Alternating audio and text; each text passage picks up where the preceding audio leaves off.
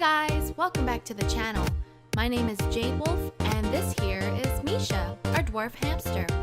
Today we want to share with you how to sanitize driftwood for your hamster's cage.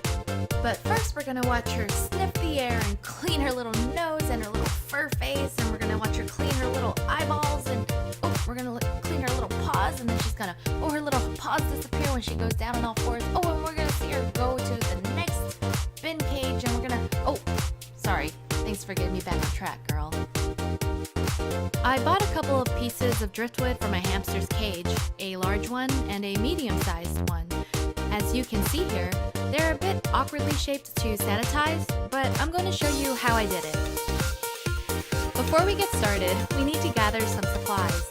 I have here a 10-liter stock pot. You're going to need one that is large enough to hold your driftwood. You're also going to need a pair of tongs, which will help you get a hold of the driftwood when it gets hot, and a ladle. First, fill the stock pot with water and bring the temperature up so that it is just under a boil. Place the driftwood into the water and take care not to splash any of it onto you. Once you do that, set an alarm for 20 minutes. I'm pretty forgetful, so I have to set an alarm. You'll notice that the water will start to turn brown, but don't worry, this is completely normal. It's like what happens when you're brewing tea, except you don't want to drink this. Now, even though I set an alarm for 20 minutes, I still want to go back and check on it occasionally to make sure that it's not boiling over. Remember, we want to keep the water temperature just below boiling. Because this is such a massive piece of driftwood, I'm going to ladle hot water over sections of it to sanitize it. If your driftwood is smaller, then go ahead and submerge that thing underwater. Oh, and be sure to hang on to any part of the driftwood that's sticking out of the water to give it some stability. The last thing you want is to bring down a pot of hot water all over you. Once I sanitized the entire thing, I took it outside to dry under the sun.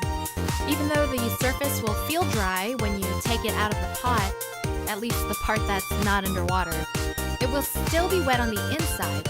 So you want to make sure that the entire thing is dry before placing into your hamster's cage to prevent anything nasty from growing, like mold. Now on to the next piece. I have here a square-shaped driftwood that I'm sanitizing in the same pot of water I used for the previous driftwood. The reason I'm reusing this water is to not only save myself time from having to reboil that amount of water all over again, but also to save water and energy. So it's a win-win situation. After placing the driftwood into the pot, I noticed the water level was a bit low. A lot of it had evaporated. To bring that water level back up, I separately boiled some water in a water kettle and added it into the stock pot. By bringing the water level back up, it helps sanitize more areas of the driftwood at a time. Once the medium piece was clean, I brought it outside to dry. Let it sit outside for about 24 hours. If you can't leave it outside to dry for whatever reason, don't worry. You can let it dry indoors. I had to bring mine indoor because a thunderstorm rolled in.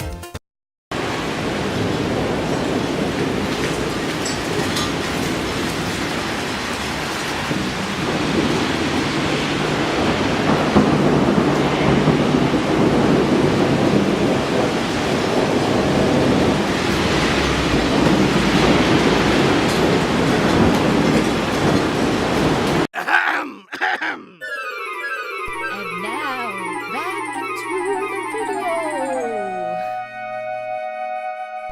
video. Sorry guys, I couldn't think of a better segue. Anyway, once that's done, you are good to go to put it into your hammy's cage. I really like the natural themed cages. In my opinion, driftwood are excellent items to add to that theme. You can create interesting topography with them by pairing them with other items you have, like tubes, hideaways, and even with the amount of bedding you use, like if you want to create hills and slopes and little valleys, per se. Essentially, you can create a fun jungle gym with those items, where your hammy can climb and jump, crawl and tunnel under.